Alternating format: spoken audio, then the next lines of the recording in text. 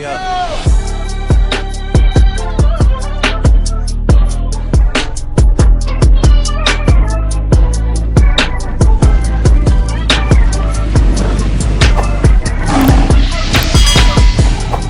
Hello you beautiful souls, and welcome to the first YouTube video on my YouTube channel. This channel is really going to be about self-improvement, getting better, finance, real estate, fitness, psychology, philosophy, mindset, anything that will make you a better version of yourself we will be covering within this channel. So subscribe, like, stay tuned for what's coming, because there is a lot of good content, self-improvement content that is coming within this channel. Now before I hop into the video that we're going to cover today, I want to talk about the podcast series that I want to do. I already have a lot of guests that I have in mind, but if you want to be a guest yourself and you feel like you have the ability to speak on a certain topic and you feel like you have expertise in a certain topic, please do not hesitate to comment down below. I would love to see who would love to be on the podcast, because I'm taking anyone at this point that would love to talk. So the topic of this video is going to be the 6 changes that you can make in your life that will vastly improve your happiness, your mental state, and your mental well-being. We live in a world where everyone is so sad. Depression rates are at an all-time high and suicide rates are at an all-time high. So if you watch this video, you're only helping yourself and others by sharing the video as well. If you stick around for the full thing, I have a 7th tip at the end that is a bonus tip, and it is the easiest tip that you can follow, and it will help you the most, I promise. The first tip that we're going to cover in this video is to make sure that you eliminate comfort from your life, or at least minimize it, and seek discomfort. We live in a world of constant stimulation, especially with young people, and the brain does a very good job at tricking you to believe that constantly stimulating your brain with dopamine and other pleasure hormones is the way to happiness, when in reality it's the complete opposite. You have to seek discomfort, you have to seek growth, so your brain is satisfied with what you are doing in life and happiness. If you are constantly on Snapchat and scrolling through Instagram and TikTok, it may be comfortable, but it only leads to more sadness in the end. You're seeing other people's lives and there's no discomfort, there's no growth that is involved in doing that. Some good examples of this is, rather than gossiping with your friend, take the phone out of your hand and go read a book. Or rather than sitting down eating chips and watching Netflix, go for a run. This may seem hard at first because our brains are so seduced by pessimism and led to believe that it's not going to last or it won't be worth it. But at the end of the day, it is all worth it, because it gets to the point where going for a run or reading a book becomes your comfort zone. And then you'll get to the point where you want to outgrow that. And all that happens is you grow. This will lead to more success, better finance, better health, better happiness, and that is what we are all striving for. If you are watching this video, that is what you are striving for. So listen to me. Seek discomfort. It is the best thing that you can do in your life. The second tip I like to give people is to start thinking more positive thoughts. This goes kind of with the first one, because I told you that your brains are so seduced by pessimism, and especially nowadays it is so much harder to look at the positive side of things than it is to the negative side of things. Part of your brain that is called the amygdala, and this part of your brain is the part of the brain that reacts to good and bad news.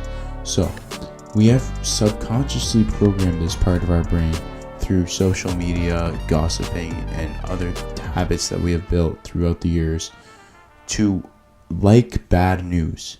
And I don't know why, because we should be enjoying good news. You can see this with the media, because all news sources will only push bad news because they know that's what people will want to see.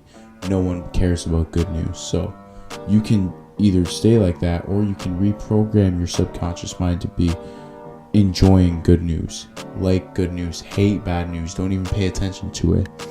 And it may seem like it's doing nothing at first, and even thinking about it right now, you might be like, what is that going to do for me?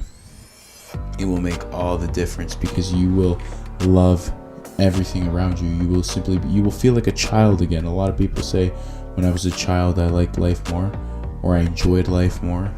This is why. You loved good things. You didn't care about bad things. One tip I recommend to people to make this process a lot easier is to either delete social media or cut it off, which is more realistic for most people. The reason being is, like I said earlier, the media pushes all the negative news. It makes you want to hear all the bad things because they understand that your amygdalas are programmed to enjoy bad news, and that's what will keep you there, and that's what will make them more money. At the end of the day, the whole world is about money. Don't worry about all the bad news. Get your mind off of it. Live for good news, live for positivity, and I promise it'll help you so much. The third tip I want to give you guys is to develop a goal. Now, I can tell you guys to seek discomfort and build better habits all I want, but if you don't have a reason why you're doing it, at the end of the day, you're not going to do it. So develop a goal, whether it be running a marathon, getting $100,000 to your name, getting $1 million to your name, climbing up Mount Everest, whatever it be. That is your reason, and that is going to be the reason that you can build better habits. Because once you're doing the habits and seeking discomfort and things get uncomfortable, you're going to remind yourself why. One book that really helped me understand this was The Power of Habit, written by Charles Duhigg. It's a very good book, and I promise you guys, if you read it, it'll help you a lot because it teaches you how habits make us who we are. So developing a goal will help you build better habits because it gives you a reason to build them. Now, you may have very ambitious goals that seem out of reach. First of all, they're not. You can achieve them.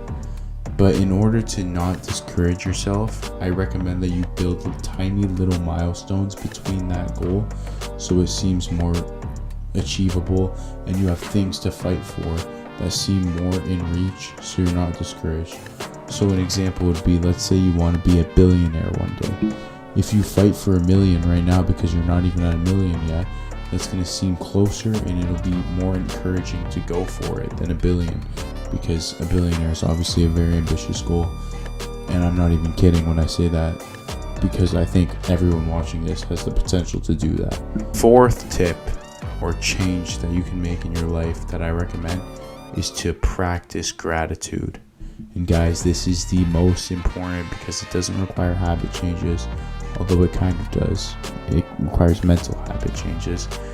It is simply something that you practice within your head, and it makes a huge difference. If you learn to practice gratitude and you learn to tell the universe thank you for all the blessings that it has blessed you with, because I promise you have a lot, your satisfaction with life, your inability to look at the things you don't have and rather look at the things you do have will increase, and you will just be happy. You will wake up every day smiling. Your mom will make you food and you will just be so thankful, even though she's been doing it your entire life and you don't know why you're being so thankful. It's because you're finally learning the satisfaction with life. You'll look at the things you do have rather than things you don't have, and it'll make your life 100 times better. I think one of the most unfortunate things that I hear in life is you don't know what you have till it's gone. And I've experienced that feeling before.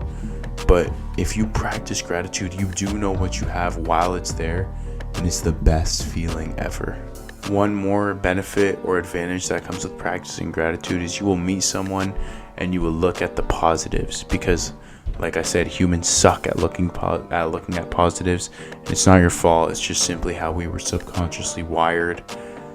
Look, once you practice gratitude, you will look at someone and they might be annoying or they might be gossiping too much, but you will see the good part about them because everyone has a good side. As for number 5, this one is a little bit controversial, even though I don't really think it is.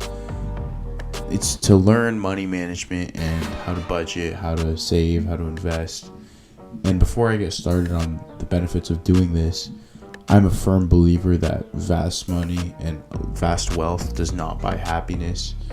Just because you have a lot of money and you own a yacht and you own a Rolls Royce doesn't mean you're happy. But a lack of money and depending on your next paycheck just to survive definitely does make you miserable and sad in a way.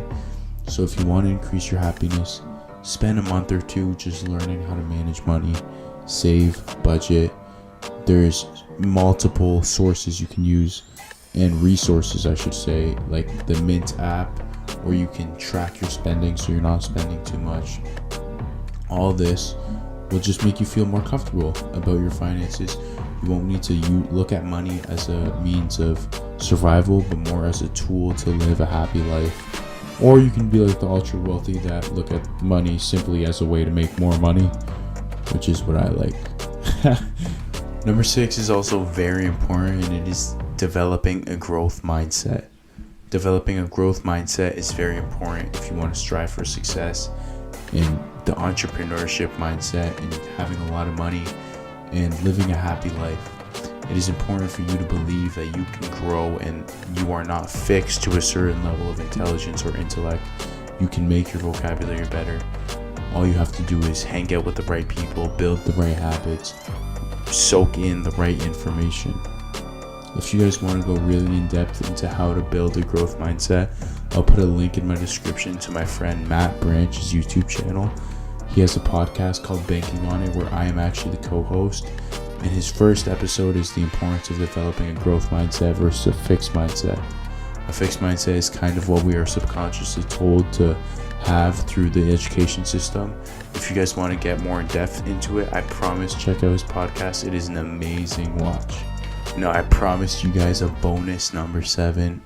And this one, easiest one, you can do it right now, is subscribe to the YouTube channel. I told you guys this YouTube channel is going to be all about self-improvement, fitness, finance, and all those things will make you a happier person at the end of the day.